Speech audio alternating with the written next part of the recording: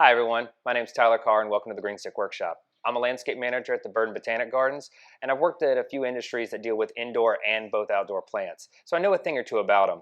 Here at the Botanic Gardens, we're all about connecting community to nature, and what better way to do that than to show you indoor plants and how to take care of them. Today we're at Building 5, located under the Perkins Road overpass, and they've been open since 2019. It's really a nice environment. It's got plants. It really brings people together with nature over here. Brumby and Misty Broussard have opened this up, and they've just done a wonderful job. Green Stick Workshop gives us an opportunity to work with local businesses and help support and promote them, especially ones that just do such a good job of bringing nature everywhere. Today, I'm really excited to demystify the wondrous world of houseplants for you. We're going to teach you the basics of it, which include what is a houseplant, what does your houseplant need, what is wrong with your houseplant, and then also a list of the houseplants I would recommend for your home. Now, a lot of people kind of freak out thinking that it's really going to be complicated, when really it's not that bad.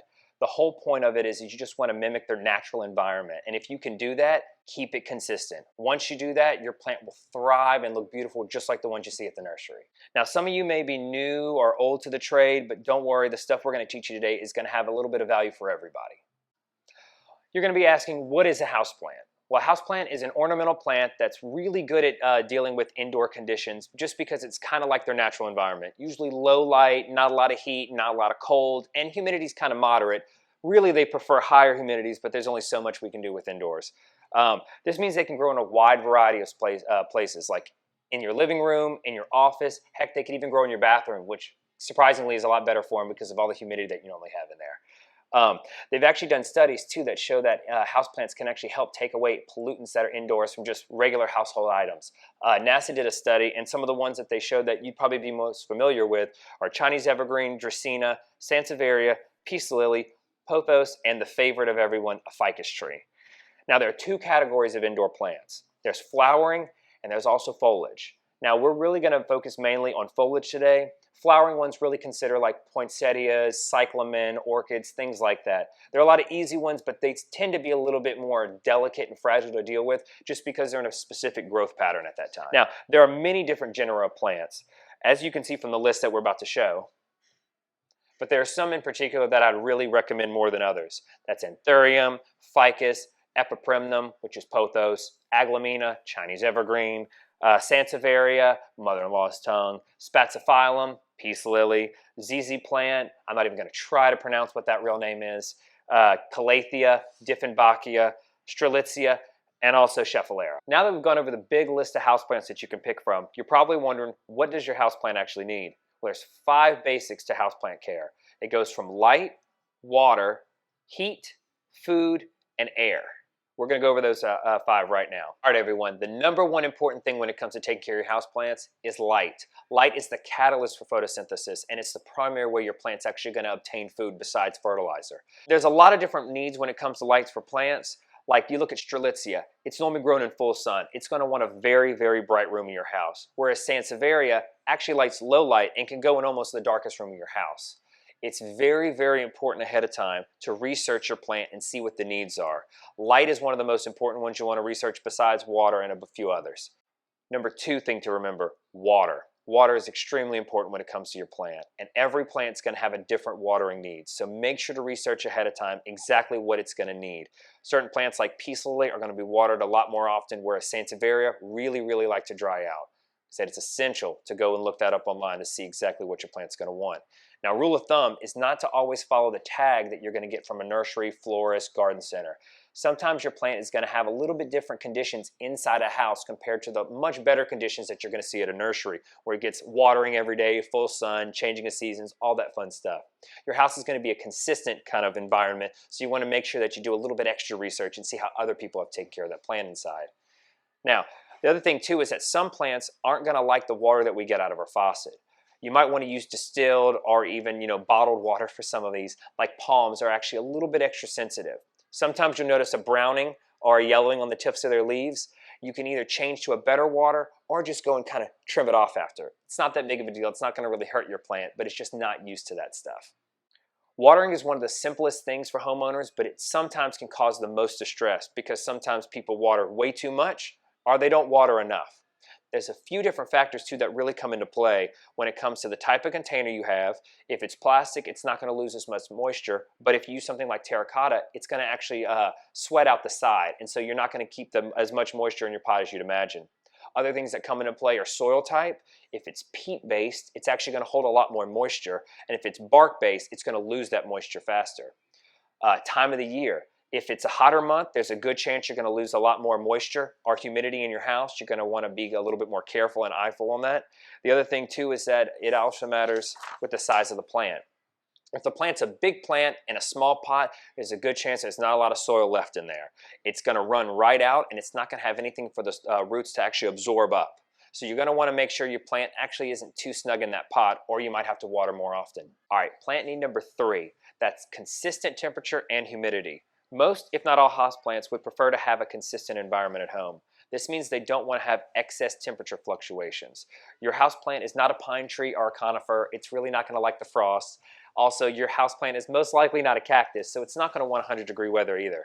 As long as you can keep it between 5 and 7 degrees Fahrenheit fluctuation, you're going to be totally fine. It's not a problem. Now, if your plant is experiencing temperature extremes, it's going to lose vigor, it's going to lose leaves, and it'll probably even lose flowers too. It's just very, very stressful for your plant. Humidity is something a lot of people don't think about when it comes to houseplants, but it also is very important. Some houseplants can deal with low levels of humidity, but others in their natural environment get a lot higher levels of it, and they're really going to want you to try to mimic that at home. Now, it doesn't seem like the easiest thing to do besides just misting your plant every now and then with a little spray bottle, but you can do a few other things that kind of give them a little humidity boost. So what you'll end up doing is you'll take a small little saucer, add some water, and put rocks on top of it. You'll then take your small houseplant that's in another pot and put it right on top. As that water slowly evaporates, it's going to release a little bit extra humidity around the plant in that little area. That's really going to help give a little extra boost to your plant. Now also, be aware that the AC and your heater will dry out the air in your house, and it will cause the humidity levels to drop. All right, everyone. Number 4 is going to be food or fertilizer for your plant.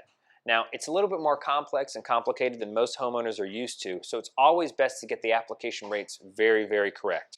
Now, in a pot, plants don't normally get the nutrients from organic material that they would in the soil when they're planted outside. So we have to help them out along just a little to give them that extra pinch of growth. There's a few different delivery methods when it comes to fertilizers. They have spikes, granules, slow release, and liquid feed. Spikes and granules really don't give you the consistency all over the soil that I would recommend. So normally I would say slow release and liquid feed are your best bet. Slow release is something that's going to give it to your plant between 6 and 9 months out of the year, and it's going to be more consistent fertilizing. Now, like I said before, consistency is the key with plants. So this is, like I said, the recommended method. You can also do a liquid feed, which gives it a quick fertilization, but it's also just going to get all over the pot and everywhere your plant needs, instead of just giving it to one centralized location. Something to note when it comes to fertilizer is the NPK. That refers to the nitrogen, phosphorus, and potassium that's in the fertilizer. Now, normally you're going to want something that's kind of consistent over the board of a 10-10-10 NPK number or a 20-20-20 NPK number. But if you have specialized fertilizers when it comes to like African violet fertilizer, orchid fertilizer, or even palm fertilizer, it's going to have completely different numbers. It might go from a 4 to a 12 to a 1, or even a 10 to a 0 to a 0. It just depends on the species. It's very, very dependent on them. Now, you can go to and get these specialized fertilizers at the nursery, and even the higher premium ones are going to actually contain micronutrients. These are special little tidbits of nutrients that actually give your plant an extra boost to make them look better than the ones you probably see at the nursery. Like I said before, it's very, very important to make sure you read the directions. You don't want to accidentally burn your new little baby. The fifth and final thing your plant's going to need is good airflow or air circulation. Now, not very intensive, but it's very necessary for your plant's survival. Good airflow in the house will help prevent excess moisture in the soil and on your plant's leaves, and also help prevent a buildup of insects. Now, making sure our plants have the right combination of these 5 needs is unique for each plant, so it is very important, once again, to research your plant before. Now, while this sounds mighty challenging, the houseplants do a good job of showing you what they need. That being said, let's see what can happen when you actually don't give prime conditions for these 5. Let's figure out why your houseplant is so sad. Now, it's not always from suboptimal conditions. Sometimes you can actually get an infestation of insects, a fungal problem, or even other diseases that'll come in contact with your plant. Now, to prevent these diseases from spreading, it's always a good idea to quarantine your plant ahead of time. Give it a few days to a few weeks in a spot away from other plants, and you can actually just watch it and see if it's got any problems. If it doesn't, you can introduce it to your new home, but if it does, you really want to make sure to treat it ahead of time just so you don't spread anything else to any other plant. A keen eye will help prevent any of these issues. The best time to check is when you actually feed it or water it, looking for signs of stress, for insect damage, or even an insect infestation on the plant. Okay, so now that you've learned the things that make your houseplant sick, let's figure out if we can identify what they are. Now, the common insects are going to be brown scale, mealybugs, aphids, whiteflies, spider mites, fungus gnats, and thrips. Now, for treatment of this, we'd recommend Bonide Systemic Household Insect Control, which will handle mealybugs, aphids, whiteflies, fungus gnat larvae, and thrips. And if you want a more green or eco-friendly version, you can also try Bonide's Captain Jack's Dead Bug Brew. It's a contact and systemic. Now, we also have common fungal, viral, or bacterial infections. These include root rot or stem rot, fungal leaf spot, bacterial leaf spot, sooty mold, powdery mildew, botrytis blight, and anthracnose. Here at the Ag Center, we'd recommend Spectracide, which treats black spot, powdery mildew, and rust, or Fungicide 3, which handles powdery mildew, black spot, downy mildew, anthracnose, rust, leaf spot, botrytis, scab, blight, and alternaria. Now that you've learned the things that made your plant sad, let's figure out how to make your plant happy. Every now and then your plant's going to need a haircut.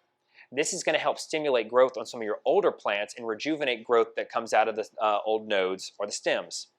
You also can do it more for aesthetic if your plant becomes too leggy and you want to make it more of a bush again. Now, although you're going to probably want to get your pruners out and trim any time of the year, the best time is really going to be from March to October during its actual growing season. This will prevent it from actually growing when it shouldn't and maybe getting leaf burn or other issues that could come up. Now, although we do want our plants to grow fuller, sometimes our plants actually want to grow up. In the case of orchid flowers, where maybe you have a flower that just is lopsided, or you have things like monstera or philodendron that are going to want to grow up a pole. Now, it might grow up a pole, but you have a lot of different options for that. When it comes to the orchid flower, you really want to use like a little piece of bamboo or a stick that you can loosely tie to the flower stem. If it's a monstera or a philodendron, you're actually going to want more of a sizable pole to put in there in the pot. This is going to give it the support it really needs to grow up. Now, when you're installing a pole for a monstera or a philodendron, it's always important to compact the pole into the dirt. If you don't, it can get very, very wobbly, and that can actually cause your plant to lose roots when it's already connected. And although it's not going to hurt your plant, it's really going to make it so it doesn't grow as fast, and you'll have to wait for the rooting to start all over again. All right, everybody, let's do a quick recap of everything you've learned today at the Green Stick Workshop. So, number one, lots and lots of plants out there. You don't have to pick just a pothos or a ficus. You can get so many different options from philodendrons to monsteras. Next, 5 basics when it comes to taking care of them. They're going to want adequate light. They're going to want the right amount of water. They're going to want consistent temperature. They're going to want occasional fertilizer. And last, they're going to want good airflow. If your plant isn't looking up to par, it's a good idea to inspect it and check and see if you've got any insect or disease problems. If you do, go to your local nursery and see if you can find a systemic or contact treatment for it. Now, if your plant is growing well, think about bumping it up to another size, giving it extra support or a trellis, or even dividing them up to spread the houseplant love among the other rooms of your house. All right, everyone, now that we've explained the basics to you, we're going to show you a little bit more hands-on stuff. I'll show you how to propagate a ZZ plant, a pothos, and even how to make 2 really cool terrariums. And we're here at Billy Harriman's. Now, unfortunately, it's raining today, so you're not going to see some of the same shots as we had before. Might be a little louder too, but please just bear with us for this. Now, they've been gracious enough to let us film, and what a place to film. Luscious green plants everywhere, really, really nice. We really appreciate all the help that we've been getting from them. Now, today I'm going to show you my top 10 favorite plants, how to propagate some of those really cool plants, and 2 really cool terrariums that you'll be able to make at your house. All right, everybody, I'm going to give you my top 10 favorite house plants. So Tyler's top 10. We'll start with number 10 and go down to my favorite one, which would be number 1. Number 10 on my list is going to be Sansevieria. Very easy plant for people who are forgetful to water. It likes to be watered maybe every 2 to 4 weeks, depending on how often you water and how much light you give it. Normally it wants bright light, but I wouldn't give it anything that's super, super bright like direct sunlight. It can also go in a shadier room too. There's also a lot of versatility when it comes to this plant. This one in particular likes to have those nice tall leaves with a golden edge. There's even some that stay a little bit shorter, look like hands coming out of the ground.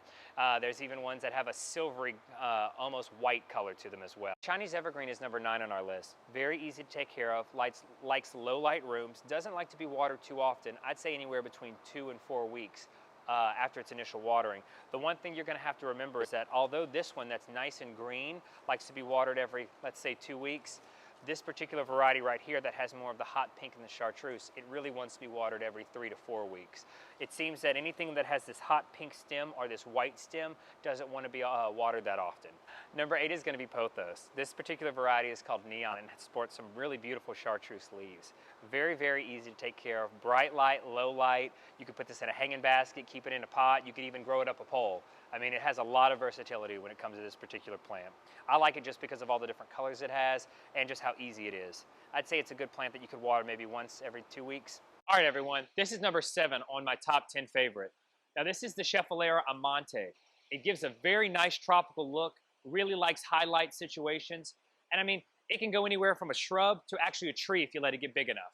It doesn't need that much water compared to other plants. It actually prefers to dry out a little. So if you're one of those people that forgets to water, another good addition for you.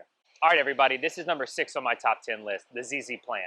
Very, very cool looking, very interesting texture. Not the same plant you'd normally see at anybody else's house. Now, it's gonna like low light conditions. You're not gonna need to water it that much, so you can be forgetful on this plant too. And there's actually a lot of different variation when it comes to the different varieties of plant. There's a purple or black leaf one called Raven, and even a harder one to find that's variegated with nice goldeny yellow streaks in it. All right, this is a Kentia palm. This is number 5 on my list. Kind of pricier for most homeowners, but still very obtainable. If you go around town, you can find a lot of growers that actually have it. The reason I like it is it has that traditional palm look, nice dark green leaves, and it gives a very elegant, graceful kind of arching with its fronds. It gives a very bohemian look to a house that you put it in. It likes low light to moderate light. You want to water it, I'd say once every week, 2 weeks, depending on the plant. You know, if it's in an area that's going to get a lot of ventilation, a lot of light, you probably want to water it a little bit more. But like I said, very slow growing, so you know, you kind of have this full look all the time. You don't have to worry about it outgrowing its pot too fast. Hi everyone, this is number 4 on Tyler's list, and this is a bird's nest anthurium. Now, it's different from most anthuriums that you'd see, whereas this one actually focuses more on the foliage and not necessarily the flower that looks kind of funky. But it's a great addition to any houseplant collection. Low light conditions, actually does really well on a porch if you don't get any temperatures below 40 degrees. It just has a real cool funky look. I mean, the way the leaves kind of curl, this one in particular is called Fruffles. Doesn't like to have a lot of water just because it's one of those epiphytic kind of plants, so it grows up a tree. But if you just kind of water it once a week, you'll be totally fine with this one. All right, this is number 3 on my list. This is a Rhapis palm. Very, very easy to take care of. Can go from bright light to low light, but no direct sunlight if you can help it. Moderate watering needs, I'd say maybe once every 2 to 3 weeks. And it actually does really well in almost any room. Even out here planted in the landscape in very, very dappled light to maybe very, very dark areas, it can grow for a little bit as long as we don't have any hard freezes. It is on the pricier end like the last palm I just showed you, but it's worth it. It kind of keeps its bushy shape for a long time. It doesn't outgrow its pot super fast, and actually just has a nice professional look to it. All right, number 2 on my list is going to be the fiddle leaf fig. Now, this has gained a lot of popularity in the last few years just because of its beautiful shape. It's big leaves that actually look like a fiddle. Super easy to take care of, much like any ficus that you've seen. It still has the same kind of attitude of a ficus that you put it in a new spot, it's probably going to drop some leaves while it gets adjusted to its new light level. Once bright light, I'd put it in one of the brightest rooms of your house, but still I wouldn't give it direct sun unless you want these leaves to kind of yellow out. It's going to want to be watered just like a ficus too, so you know, every 1 to 2 weeks. You can let it dry out a little, but don't let it dry out too much or it could stress out the plant. But once again, just a very nice plant to have. It gives a good tree look in a house, but still kind of gives that tropical feel to it. All right, my number 1 plant of all time is going to be Monstera deliciosa. It has beautiful green leaves in its original form, and in this really cool, hard to find form cheesecake, it's got beautiful white variegation and specks all throughout. Now, this is a plant that's not the hardest thing to take care of. It likes moderate to bright light. It wants to be watered once a week, and actually, this particular plant wants to climb. It's a natural climbing plant. So like this green one right here, you can see that it's already got a pole for it to start putting its aerial roots out and just growing all the way up. Eventually this plant will have leaves that are bigger than me, and actually make fruit that's edible. In Mexico, they call it the Mexican breadfruit. Very, very good taste to it. But like I said, my all-time number one. From the green to the variegation, it's just a cool, cool plant. All right, everyone. Now that I've shown you my top 10, I'm going to give you a little bit more insight into the light levels and light requirements of some of the plants you're going to want to grow.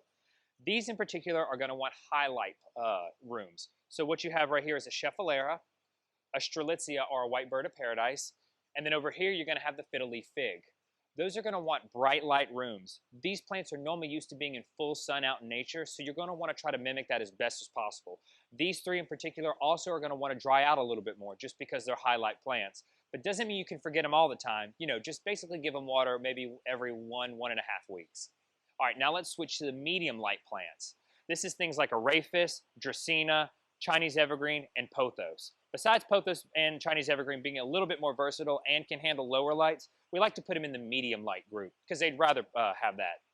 So like I said, the medium light plants are going to be very, very easy as well, but you're going to want to watch the watering. Since it's not going to be as bright light, it's not going to dry out as fast, so you want to make sure you don't have a heavy hand with those. All right, now I'm going to show you the low light plants. These are the ones for people who have barely any light in a room. Peace lily. Really, really easy. A lot of people end up getting it from a funeral, but it also is a great house plant to have. Makes little white flowers, really cute. Mother-in-law's tongue, or Sansevieria. Classic plant, low light, and really likes to dry out as well. And then the new favorite is the ZZ. Technically, these are kind of all in the same family. They're all going to want lower light conditions, but the ZZ's might be my most favorite for this position. It's just weird and funky, and anything that's weird and funky and eye-catching, I'd really like to put in my house. We went over my top 10 favorites. I showed you the light conditions some of these plants are going to need, and now I'm going to show you the different pots and medias that you can use and how to propagate two of my favorite houseplants. So over here, we're going to have our basic potting media that we use out here, mostly made with bark. It's got some perlite, peat moss, slow-release fertilizer. It's going to have micronutrients and also some dolomilic lime to help with the pH. Right here is your basic nursery mix, which is mostly peat and perlite with a little bit of lime to help with pH. And this is normally what I use for the bromeliads out here. It's going to be the basic potting mix that we make, but it's also got a little bit of extra stuff in there, more bark to help with flow, and also some haydite to help with flow as well, and retain a little bit of moisture. All right, now the components when it comes to the media. We've got long fiber sphagnum moss, which normally I would use for air layering and for mounting plants, but you can actually use it in your media too. It really helps retain a lot of moisture. And I've also noticed a lot of foreign nurseries, when they ship plants here, they like to use this because it actually doesn't fall within the parameters of a soil with still keeping the plant moist. We have perlite, the next thing. That's going to be the big form of it. It really helps with drainage compared to the smaller ones that can get stuck in some of the holes. We have haydite right here. Haydite's going to be good for holding moisture in the rock to help keep the soil kind of cooler, but it also is big enough to help water flow through the pot. We have pine bark that is a nice organic matter that's going to keep a little bit of acidicness to the soil, but it's really good for most of our plants when it comes to watering. And then we also have charcoal over here. Charcoal is going to help remove a little bit of the impurities that are in your soil. All right, everybody, now I'm going to show you the different pots you can use for your houseplants. Let's start with the nursery pot first. Now, although it is lightweight and it's going to be your most inexpensive option, it's really not the most aesthetically pleasing one that people would like, and it's really not the best if you're going to keep it anywhere where it gets bright light. This black pot will absorb a lot of heat, and if you've got plants with sensitive roots, it's not going to be the best for them. Next one up is going to be terracotta. Now, this one obviously is a little bit more sturdy because it's made out of terracotta, but it also has that drainage hole at the bottom. So for any plants that are planted in here, you're going to need to make sure you have a tray at the bottom to catch any water after watering. Now, the other thing you're going to have to worry about with this one as well is the fact that since it is made of terracotta, it will sweat out the sides if it gets that moisture in there. Now, it can be a good thing if you're a heavy waterer, but it means it's going to dry a lot faster and you'll have to pay more attention to your plant. Next one on the list is going to be the glazed terracotta pot. Now, once again, like this other one, it's going to have that drainage hole at the bottom, so you need to make sure you have a catch tray. But it's going to give you a little bit more protection when it comes to holding in moisture, seeing as it has the glaze on the outside. It's going to prevent it from really sweating, and it actually won't make any rings on your floor or anything under it. All right, and the last one on the list is going to be your decorative pot. Now, this is going to be a deco ceramic is what I would call it, and what it is it's one without a hole at the bottom. It's one that's meant to actually put a plant inside, and then after you water, you're going to want to make sure to check the bottom for any extra moisture. If you're a heavy waterer and you end up leaving a little extra water in the pot after, you're going to want to get a little step or a little, I guess it's a little raised platform to put your plant on to make sure your plant doesn't sit in water. And then every few days I would go and check and possibly dump your pot out. Now I'm going to show you exactly what I mean by putting it in there as a deco pot. You can take one of your nice houseplants, just set it right in, and you're good to go. Now that I've shown you the different types of media and the different pots you can use for your plants, let's show you how to pot up some cuttings. All right, everybody, I'm going to show you how to propagate two very easy to take care of houseplants. First one being Gessiana pothos. And the new addition, Raven ZZ. So when it comes To the pothos, the first thing you want to do is make sure to take a cutting right below a node. You're going to strip off the bottom 2 or 3 leaves. Make sure you take your pot, fill it with some media. Take your cutting and just put it in the soil. As you saw before we took the cutting, it's got some aerial roots already, so it kind of does a little of the work for us. We don't have to wait too long for anything to root. Make sure to water it thoroughly. You want to make sure to keep it in a space that doesn't get any direct sunlight, but gets a good bit of bright light. It's going to make sure it doesn't dry out too fast and give it time to root in. All right, the next one we're going to show is the ZZ plant. Now, if you thought that was easy, this is easy, like ZZ easy. What you're going to want to do is take your container, fill it with dirt again,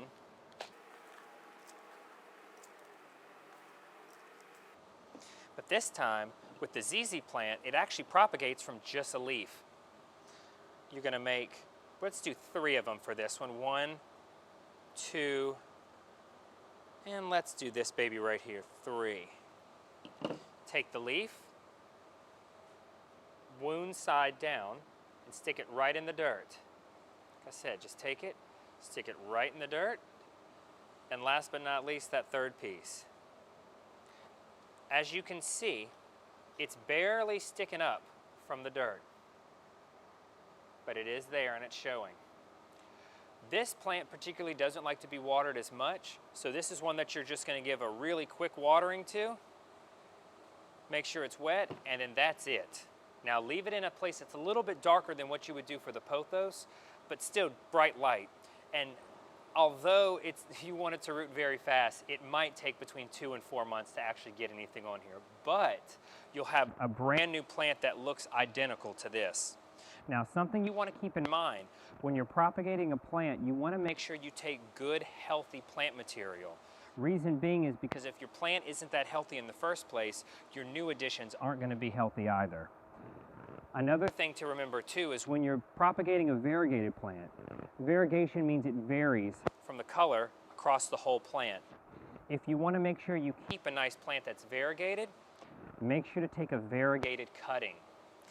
If you tried to propagate this particular part of the Gessiana, you're not going to get a lot of variegation. You can tell it barely has anything, if any at all, on this piece. So once again, when propagating a variegated plant, make sure you find a piece that has the variegation you like on it. and use that as a cutting. All right, now that I've showed you how to propagate a ZZ and a pothos plant, I'm actually going to show you something we've been talking about this entire time, and I know you're ready for it. It's going to be how to make 2 really cool terrariums. One that's more plant-based and one that's actually more water-based. It's very interesting. Please stick around. Now let's go over the supplies you'll need to make the Marmo enclosure. You'll need a small jar with or without a lid, some sand that has been pre-washed, river rocks or decorative rocks, the Marmo balls themselves, nano ones for a small enclosure or a regular golf ball size one for a larger, and then purified or distilled water. Bottled water works just fine, or you can use water from the tap if it's been set out for at least 24 hours in advance. The first one's going to be a water terrarium, and it's going to have these really cool things called Marmo balls in them. So let's start. We're first going to take some of our sand that's been pre-washed so it doesn't make our water cloudy. Grab about a handful and start pouring it in your jar. You just want enough to really cover the bottom. Yeah, like that. Perfect. All right. It's kind of made a mess in there, but it's okay because we're going to get some water in there to clean it all off. I use bottled water just because I know it's purified, I know it's ready to go, and there's no chlorine or anything that's going to mess with these algae balls. So you pour it in there slowly. You don't want to try to make any more cloudiness. And you want to leave maybe like an inch at the top. This will make it so oxygen can kind of move in there and you won't spill it. All right, so let's add some rocks. So we're just gonna add a few of those in there. It's really just to kind of make our bottom look cute. Add a few more rocks. And I went and grabbed some other rocks that just are a little bit different, but it gives it a little bit more flair in there. And now we add our last thing, which are these cute little marimo balls. They're from Japan. Little algae balls end up rolling up. These are the micro ones or the nano ones, but they can end up getting around like a foot or two long. Very, very cool. And all you can do is just drop them in there. Super, super easy. Seal the top, and now you've got your own little desktop terrarium. So what you want to do is wait maybe an hour or two, and you should have all this cloudiness kind of go away. It's just going to have all the sediment settle, and then you'll have your brand new little terrarium. Unlike most terrarium plants, marimo balls prefer a cooler environment. Make sure to keep them out of super bright or direct sunlight. If you don't, you could see browning on your marimo ball. If algae begins to grow on the side of the container, use a clean brush or bristle to scrape it off. Every 2 to 3 weeks, change some of the water in the enclosure. Usually 1/3 is good. Use filtered water or tap, but if you do use tap, make sure to let it sit out for 24 hours so the chlorine evaporates. All right, now let's start with the other one. All right, let's go over the supplies you'll need to make the terrarium. Small, 2 to 4 inch sized plants will be best. A glass apothecary jar with a lid.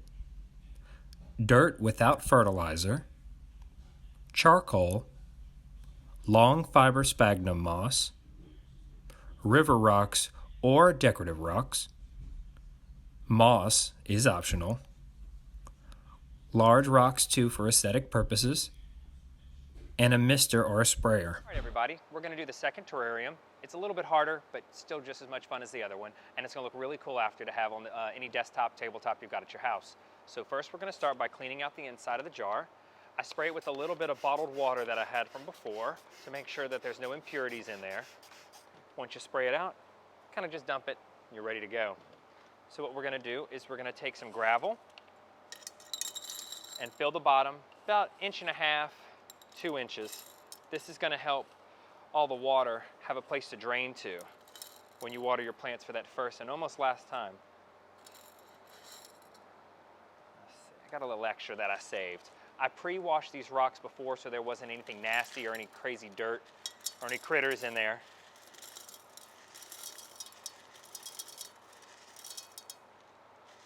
All right.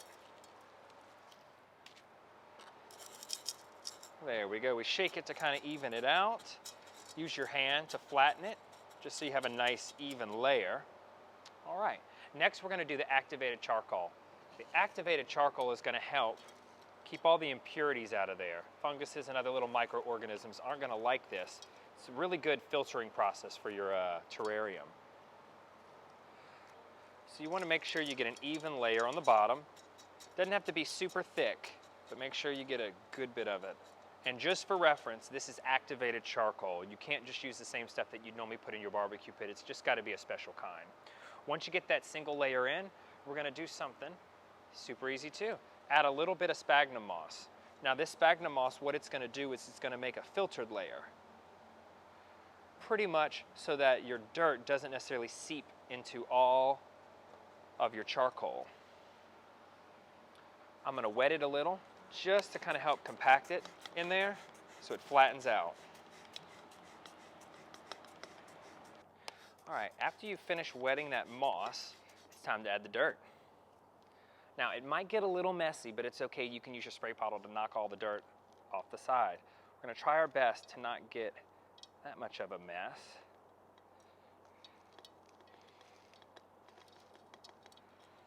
All right, I think that's enough. Once we've packed that in, I'm going to use the spray bottle to kind of moisten it and help knock off anything that was on the sides. All right, so one thing to be aware of is this is going to be considered a closed terrarium. Now granted, you can open it to let it breathe every few days, but what we're going to do is we're going to have it closed off from the outside world with a lid. That means that you want to pre-moisten this soil a good bit because this is going to be some of the only water it gets for a while until you do your weekly misting for it. All right, so one of the things we're going to need to do is break apart the root ball of the plants you're about to put in there. So be very gentle about taking it out the bottom. I do this over my dirt pot to make sure I don't get mess everywhere. And all you want to do is just break apart some of the soil to expose the roots. All right. So you've got your roots exposed, and I'm just going to set it right back in the pot and keep it to the side. We're going to do that to all the plants. As I said, it's going to help with the roots when they grow in your terrarium. They'll spread a lot easier. Some of them might even have a little bit of propagation material around them. But it's okay, you can just take that off. Like I said, just break apart that root ball. Be very gentle. You don't want to hurt the roots. You just want it to be where they can easily grow in other directions now instead of just a pot.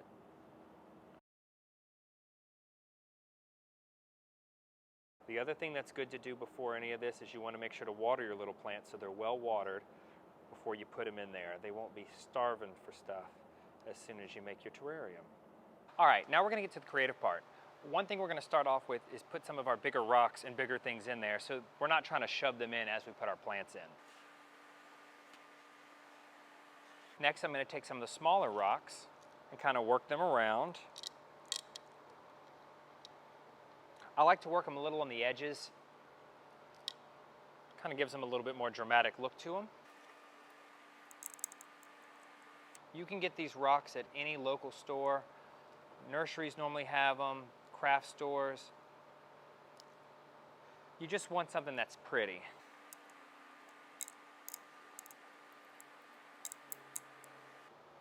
All right, let's start with the plants first. You're going to use your finger to kind of make some little holes to shove them in.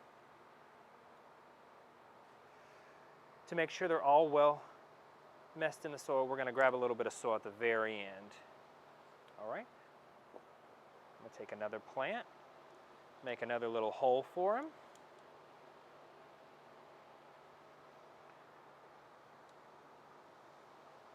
Shove him in that little spot. And our last little baby. Shove him right in the middle.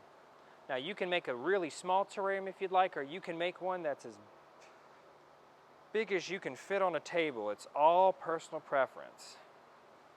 All right, I've got our little plants in there. Now I'm going to add a little secret ingredient.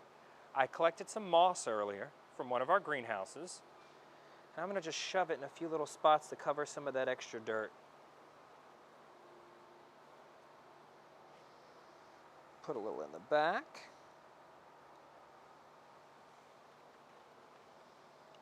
And we do a little in the middle.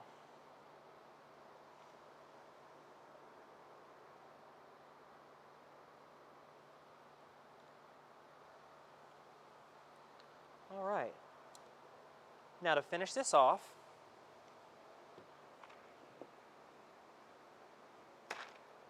I've got a small little stick I want to put in there. Gives it a little bit something extra. And then we're going to finish it off with a nice spritz to keep the humidity up. Now, like I told you, you should have already watered the soil before, but this should give it a little bit extra. Some tips to help your terrarium stay amazing looking. Make sure to keep out of direct sunlight. Bright light will be enough to support your plants, but direct sunlight will heat up the terrarium too much and fry them. Spray your terrarium once a week to keep humidity levels high. Make sure not to flood the environment though. Be sure to clean up leaf debris and dead plant material. This will prevent fungal takeover of your terrarium. Maintain a balance when it comes to plant material. Prevent overcrowding by trimming some of the plants that are growing too fast for your aesthetic liking. Clean the inside glass occasionally with a white paper towel or lint-free cloth. This will help with light penetration and keep your terrarium looking very nice. Hope you've all enjoyed this Green Stick Workshop on houseplants. Big thanks for joining us, and also a huge thanks to Billy Harrimans and Building 5 for letting us shoot here. I mean, we would not have been able to do this without them. Please join us again for our other Green Stick Workshops on many, many different topics relating to horticulture. And once again, I'm Tyler Carr. Thanks for joining us. All right, everyone. I hope you enjoyed the lecture. We're going to give away a few plants, and I'm going to answer some questions. So we'll have Haley read them to me, because unfortunately I'm not psychic, so I don't know them just yet.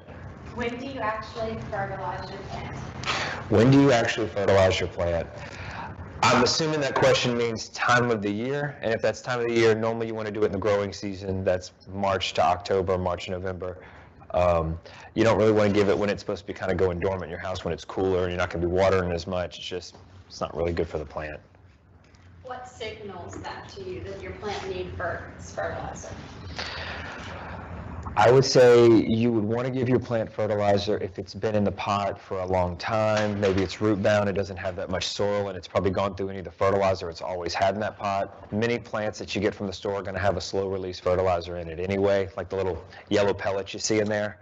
So if you've had the plant for, I'd say, 2 or 3 years, it might all be depleted by that point. So you'd want to give it something that actually can give it a new flush of growth, some extra juice to it, because, I mean, besides sunlight, it's not going to get energy or nutrients any other way. Someone asks Christopher McVicker, what are the other recommended types of aquatic plants for terrariums besides the Marimo balls? So I'm not very familiar with aquatic terrarium plants. The only thing I've seen people do is you can do the I want to say it's called water lettuce. I don't know the names. I've seen water hyacinth and stuff like that just floated in containers just kind of as a centerpiece, but I've never really seen it kind of to live there for a long time. I would assume most of these plants that are in the water are going to need a lot more sunlight. I would say maybe get in touch with aquarium people if you have more aquatic plant questions. I'm just not really familiar with those, unfortunately. I'm sorry. Gina wonders where we got the Marimo balls and what do you do once they've been submerged for a time? Okay, so the Marimo balls I got from eBay. That's normally where I get a lot of my plant material if I can't find it in town. They were relatively cheap too. I want to say we got 6 for around $10 or $11, and they came in within a week or two. A lot of times you'll see sellers from China or other countries. It's not that I'd say that their product isn't that good, but sometimes you have to worry about it going through customs and it taking extra amount of time for something that's living. So I'd recommend finding a U.S. seller if you see it on eBay. Look at reviews and stuff like that. You want to make sure it's a reputable seller. You don't want it to be someone who maybe just started doing it and they send you something and it's sad and then you feel like you wasted your money. And what was the other question with the Marimo balls? What to do after you submerge them? Pretty much you just look at them. It's just kind of be pretty. You really don't have to do much with them. They kind of just sit there. They're native to Japan, and I think they just roll in the bottom of the rivers or the streams where they come from. So they're just there for the most part. You don't really need to add any fertilizer. Every now and then you can do a water change to give them something fresh.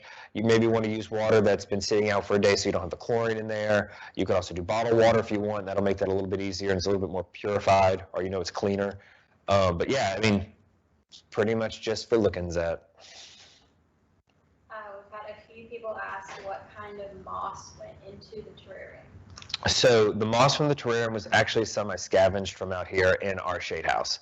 I don't really see moss that often at the stores. Sometimes you'll find a place that'll sell it dried. I don't know how alive or how much potential that would really have for inside of here, because as soon as you start putting something dead, it's going to start decomposing and it adds to fungus, which you don't really need any help with in some of these enclosed containers. I mean, you can just go scavenge. Normally, cool places that are very wet and don't get direct sunlight are great places to look for them. Like I said, I went to our shade house where I know it gets water all the time, doesn't get direct sunlight, and I just pulled pieces off the carpet.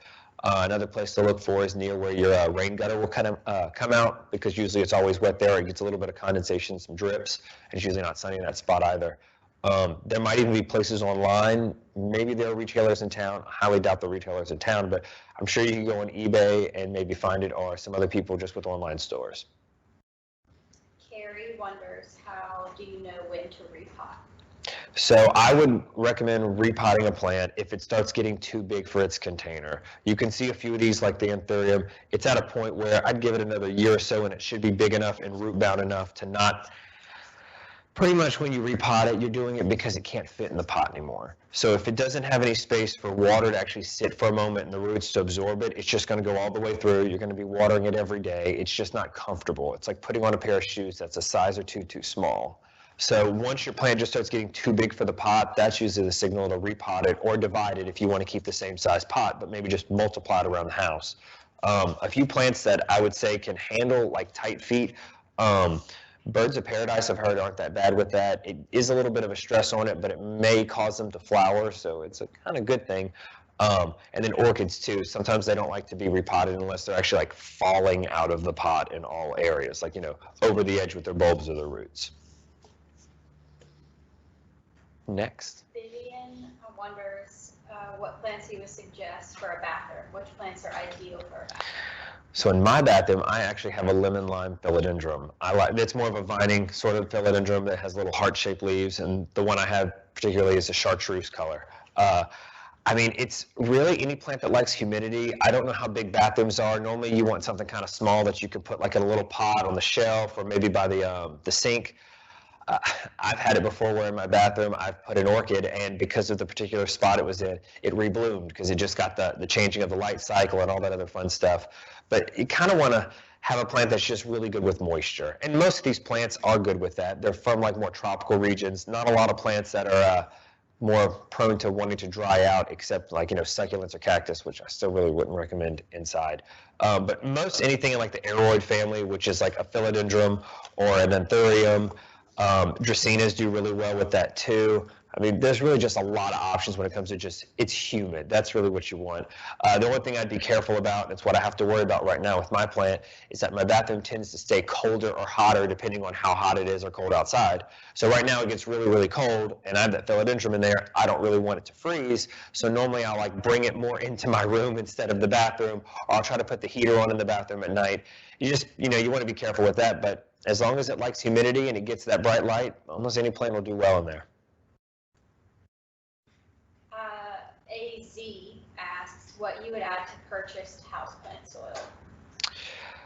Really don't have to add that much to it. It really depends on what your watering style is. If it's something that's a little bit more barky and the water goes right through it, that's good for a heavy waterer. If it's something that's a little bit more peat and it stays wet for longer, that's good for somebody who doesn't water as often. But you'd have to just judge your styles. But the only other thing you could possibly add to it would be fertilizer. Like I said before, I think the quick release, which is use like a Miracle Grow. It's like in that bag. It turns your water like a pretty blue teal color. That's not a bad one because it's a quick feed, so the plant gets it right away. Or you could do a slow release, like I said, with the Osmocote. It usually takes about 3 to 6 months for it to fully break down, so it gets a long-term feeding schedule. But other than that, you should be good. Most of these sellers are going to sell you a plant with media that's going to be good for the plant for a while. Especially if you get it from like Lowe's or Home Depot, it's usually a generic one that works well for most plants. So you should be good unless you really want to add a fertilizer. You've gotten a few questions about the plants you used in the terrarium. First off, what are those, and what would you recommend people use in a closed terrarium? Okay, so I'm going to be completely honest. I have no idea except for this first one right here, which I'm almost 100% positive is a type of Aurelia. I really went with something that just looked nice. I was trying to get something that was a pretty display. Most of the time when you get these little tiny plants from the store, they're all going to be very suitable for a terrarium. Like I said, as long as they can handle hot, like wet, humid. Most of these plants come from a tropical region. The things that would not be good candidates for this is something that grows really, really fast and could possibly take over before any of the other plants can grow. Now, the only exception to that is if you want to give haircuts pretty often. So, you could have, I'm trying to think of a species that would grow, you wouldn't put a pothos plant in here because a pothos would probably take it over in a few weeks to a few months. And then you would have just pothos growing here, eventually growing out, and then what was the point of that?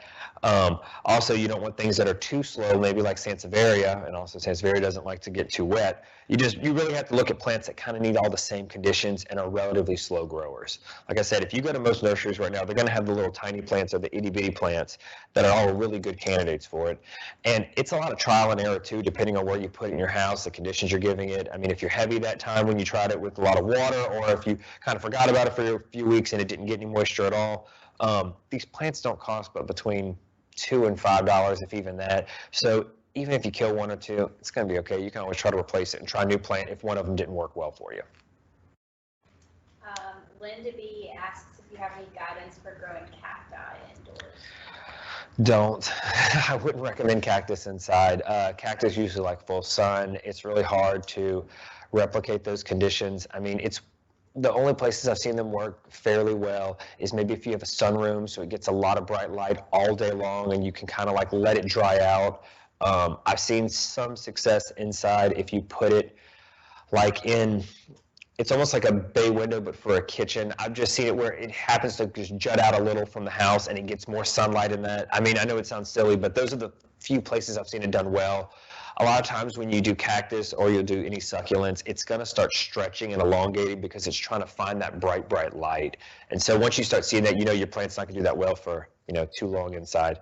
But if you're trying to leave it outside most of the year and it's one of those, it's freezing or it's getting cold this time of year, I just want to bring it in my bathroom or bring it in my house for the next 2 months, you'd be okay with that. For the most part, your plant will survive. You're just going to want to make sure to watch it, make sure it doesn't get overwatered because it could lead to rot or something like that, and you're going to want to make sure you keep it away from too cold or drafty areas. But other than that, like I said, it's more of it really is an outdoor plant. I wouldn't really recommend it inside.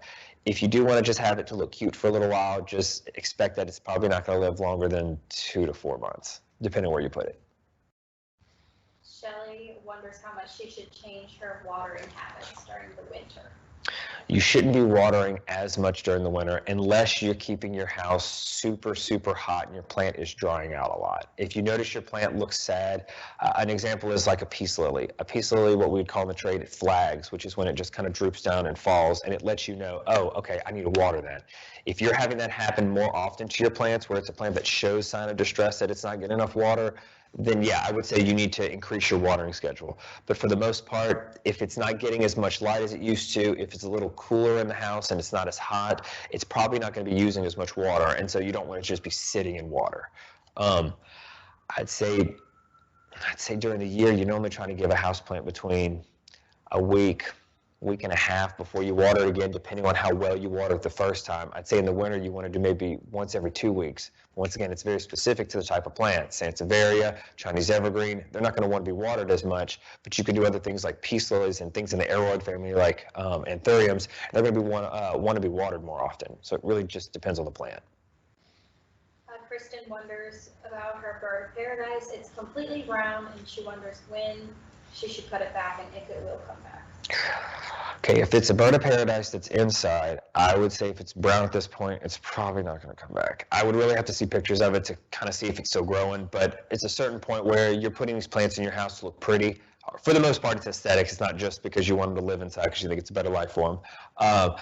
I would say that if it's not looking good aesthetically, it's probably time to get rid of it. You can always try to nurse it back to health by maybe putting it outside on a patio or trying to give it a little bit more of its natural surroundings, and hopefully it perks back up. But for the most part, if it starts looking real bad and it looks like it's beyond repair, it might just be best to toss and start over. I know a few places in town you can get good size ones for a pretty cheap price. It also depends on which ones you're trying to grow. You should be trying to grow the giant bird of paradise, which is the Strelitzia nicolai, which is the white one. It usually doesn't flower as often, but if it does, it's this kind of purpley black white flower. If you're trying to grow the other ones inside, you're probably not going to have as much success, but once again, I just don't see it in the trade that often. Like I said, if it's not looking good, it might be time to just go toss it and buy a new one. Sorry. Becky has been trying to propagate Dieffenbachia tops in water for about 3 weeks. They're happy and firm but have no roots. What should she do instead? So sometimes water rooting can be good, sometimes water rooting can be bad. I've had some plants that when I water root them, they just don't seem to do as well once I take the water away and put them in a pot with just soil. I think it depends on the variety of plant or the species. Right now I'm currently doing pothos and schefflera cuttings in water, and I know sometimes it's just a waiting game. I had one in particular that got knocked off my plant. I was like, oh, this is a very nice plant. I'm very upset because I wanted to root this. I'm just going to put it in some water and see if it lives. And I think within about a month or two, I actually got 1 or 2 roots shooting out of it, and it made me very, very happy. I don't know necessarily if the Dieffenbachia will do that. It might depend, too, on how big of a stem you got. You should start seeing little nodes or bumps coming out on the side if it's going to start initiating roots. If you haven't seen that after maybe a week or two, it might not do it. You have to be careful sometimes too. I used to work at a Mexican restaurant and I got a bunch of Patron bottles for free, and so I would actually use those to root a lot of plants, and because of the way the glass is blown, the light didn't penetrate it as much and it wouldn't hurt the roots because the roots are very sensitive to UV. But if you actually put it in a glass that's just clear, almost like a vase, you might have it where the sunlight's getting magnified, and it's actually causing damage to the roots, or maybe the plant it's not growing as well. A lot of times I've seen them do like green glass jars or brown glass jars, and those seem to do a little bit better for rooting. But I'd say after, what'd she say, 3 weeks is what it was at? I'd say after a month and a half, if you're not seeing any roots, you're probably not going to get any. Also, just make sure it's not like super cold water too, since it's tropical. It might give it a little bit of a shock. I know I'm in a place where I root mine is a little bit of bright light. I change out the water once a week if it looks like it's getting a little funky in there to make sure there's no like bacteria or any infection buildup. But it's just really a waiting game. I mean, it's either going to root or it's not. There's not much you can do to like initiate it that much. I've heard people taking willow tree stems to put them in water because they have the hormone that kind of helps with rooting, but I can't guarantee that would really work. You can always try it though, couldn't hurt. Mary has a peace lily, but it doesn't bloom anymore. Why? It could be that it's not getting enough light. Maybe it needs a little bit more fertilizer. As long as you're keeping on a regular watering schedule, it should want to bloom. A lot of times plants bloom depending on light cycle. It's not necessarily temperature, because in the tropics you don't really get that sudden change of temp. So it's really just how the sunlight is. Maybe you need to put it in a room where it can actually feel the light cycle, if that makes any sense. Like I've said before about putting an orchid in a window. Another example is my mom had an orchid and she put it in the window at her house, and I mean, my mom's not the best at growing plants, but she's had this orchid bloom like 3 or 4 times for her. So I mean, like, she wouldn't do anything special. She just watered it once every week or two. She put it back out the window, but because of the blinds and the way the sun would set, it actually knew what time of the year it was because of how long it got light for. So it just might be a light cycle thing. But like I said, it could be maybe root bound, so it's not getting enough nutrients. You might want to try a slow release fertilizer. It really just depends on the plant and what. Everything else is good in the environment. It's just light. It's probably light, but you might want to look at all the different things in the environment right now. What's the best way to go about polling a monstera? Is it best to do when repotting? Yeah, okay, so wait. Staking. Is it best to do the staking when you're repotting? Is that what you're asking? Yeah, I would recommend that. So whenever I pot up any of my philodendrons or any monstera, normally what I do is I have an empty pot. I take my post, I put it kind of in the middle but off, just so I don't block that drainage hole in the bottom. And I make sure that I start putting media in there. I pound it in with my fist to make sure it's really compact on all sides of the post. And then probably when I'm about halfway up, depending on how big your plant is, I'm normally going with baby sizes before I'm putting them in the pot.